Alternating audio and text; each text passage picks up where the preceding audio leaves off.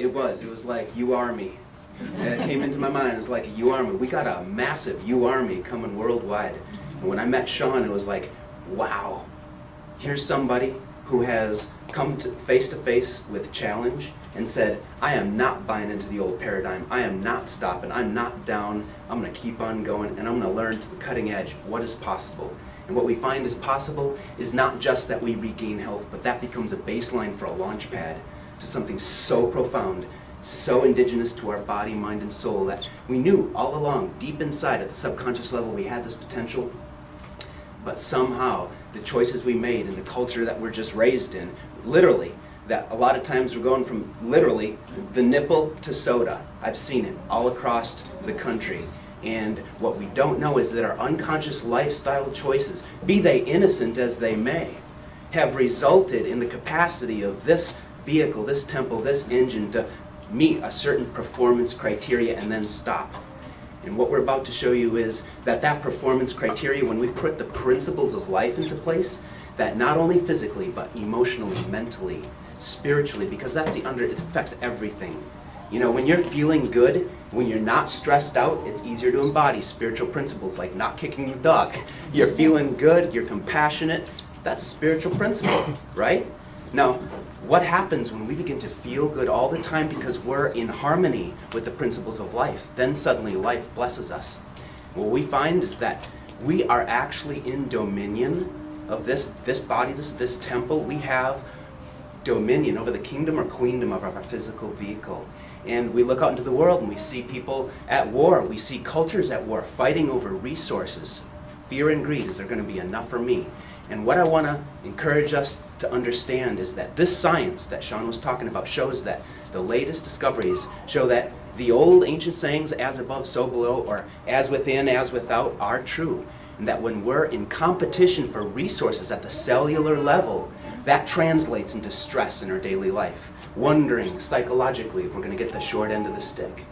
You see, so what happens when we find out what our body needs? Because most of us would be willing to bless our body with prosperity if we just knew how to do it. And so that's where knowledge is powerful. So how many people here would like to get nutrified right now with the single most abundant nutrients, number one nutrient even before food? Anybody? All right. Okay, so what I would like to do is encourage everybody who is willing and able to rise. And we're going to go through a little breath thing. It's only about 5 minutes long. And what it's going to do is the brain, the hemispheres of the brain, the right and left hemisphere, as we begin to do this breath exercise, science has shown that it begins to unify the hemispheres of the brain. This is going to allow the information that comes through today to be absorbed easily and naturally. You don't have to understand it. It's like being born. You don't have to know how to be born. You're here. Something happened. No, this is a natural principle. It unifies the hemispheres of the brain, and you don't have to understand everything we talked today, but it will make more sense. It'll feel right. So, okay, what I'm going to do, you can model me. This is a little crazy. If you're a little embarrassed, you don't have to do it. But it turns out, science shows that the nerves in our cheek muscles, in our face muscles, are actually connected to the opposite hemisphere of the brain. So we're going to go ahead and breathe, and you're going to see me making these funny faces, like I call it monkey breath. And it's making these monkey faces, and it's connecting the neurons of both sides of the brain while you get the brain hyper-oxygenated. This is what we need for maximum mental peak performance. All right, ready? Okay. Go ahead and do it.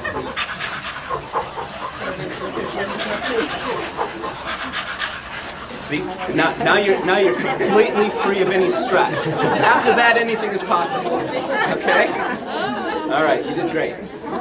So, now you can sit down. All right.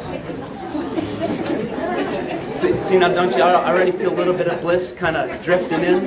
It's like even more. So, here we are. We just learned number one nutrient is oxygen. Oxygen has a unique quality. It's highly alkaline. Anybody here, how many people here know about the relevance of alkalinity in the blood, or how important that is? Okay, so for those that don't, we find that the certain principles that we're going to be talking about today is alkalinity, enzymes, and rare trace elements. We're going to go through those things, show how they play. You can focus on a lot of different things. You can focus on proteins, you know, all different ways of focusing. But if you focus on these three, the other have a way of landing in place. It's easy to focus on the other and not get alkalinity, enzymes, and rare noble platinum group trace elements in place. Okay, so when we talk about oxygenation of the blood, that's number one. We got to get our alkalinity up. Why? Because in a world that's rife with toxins, air, water, soil, everything's polluted. We're getting heavy metals, petrotoxins, DDT, all kinds of pesticides, herbicides, it's there. All right, so that means in the presence of those materials, science has found that our immune system takes a deep dive. Now, that seems like a little bit of a challenging experience. What happens if we don't have a good immune system? We know we get sick, we know we catch all the things that come by. But what if the immune system is actually a backup defense mechanism? What if our primary mode of relationship with life is such that if we followed it, we would not even need an immune system to some degree, in most cases? What would that be like? Well, I'm basically sharing this idea because it's been discovered that yeast, fungus, mold, bacteria, viruses, all of these things that we think we catch from the outside actually are only attracted to a certain type of environment, and it's called an acidic environment. Alkalinity obviously being the opposite of acidic.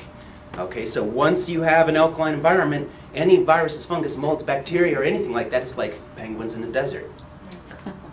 It ain't gonna last long. Goodbye. It's not hospitable here. Not the favorite place for a penguin to hang out. So what we want to do is find out ways that we can get alkaline. First of all, most people here, I'm guessing, are already pretty up to date on the few things that are out there that are the danger points, which is white refined flour, white refined sugar. These types of things cause acid conditions in the body. What happens when acids get in the body?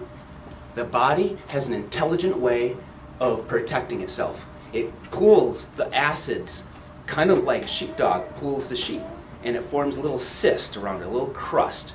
And that crust, you call it a tumor, call it whatever you want, but that is nature's protection mechanism to keep all the garbage in one spot so it doesn't poison you quickly. Now, when we get alkaline, we suddenly are able to metabolize those acids and develop the bioterrain on the internal level that allows perfect health, immunity, and energy generation to skyrocket. So that's one piece of the puzzle. 3 pieces of the puzzle: alkalinity, enzymes, and rare noble platinum group elements. We're going to talk about each one of these, and then we're going to show how to actually get it into your body really easily in a way that's generating prosperity at the cellular level so that it transforms every aspect of our engagement with life, mentally, emotionally, with our family,